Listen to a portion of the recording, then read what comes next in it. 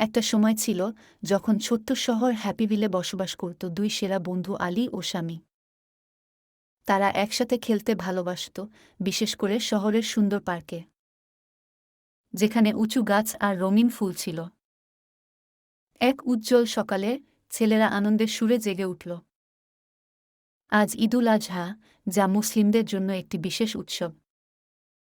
আলী ও স্বামী খুব উত্তেজিত ছিল, কারণ এবার তারা প্রস্তুতিতে সাহায্য করার জন্য যথেষ্ট বড় হয়েছিল। প্রথমে আলী ও স্বামী তাদের পরিবারের সাথে মসজিদে গেল বিশেষ ঈদের নামাজের জন্য। মসজিদটি সুন্দরভাবে সাজানো ছিল লাইট আর সজ্জা দিয়ে। ছেলেরা তাদের পরিবার ও বন্ধুদের সাথে নামাজে যোগ দিল, একাত্মতা আর উষ্ণতা অনুভব করল। নামাজের পর বড়ভোজের সময় এল। আলীর বাবা ছেলেদের বললেন, ঈদুল আজহা ত্যাগের উৎসব হিসেবেও পরিচিত।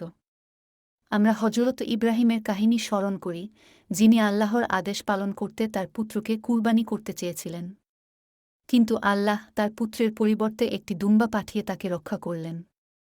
তাই আমরা একটি পশু কুরবানি করি এবং এর মাংস পরিবার, বন্ধু এবং দরিদ্রদের মধ্যে ভাগ করে দিই। আলী ও স্বামী কাহিনীটি শুনে মুগ্ধ হল। তারা পেছনের উঠোনে গেল, যেখানে আলীর বাবা ও পাড়ার অন্যান্য পুরুষেরা একটি ছাগল কুরবানির জন্য প্রস্তুতি নিচ্ছিল। ছেলেরা সম্মানের সাথে দেখল এর গুরুত্ব বুঝতে পারল। পরে তারা তাদের পরিবারের সাথে মাংস বিতরণ করতে সাহায্য করল। তারা গর্বিত বোধ করল, কারণ তারা কিছু মুহূর্তের অংশ ছিল।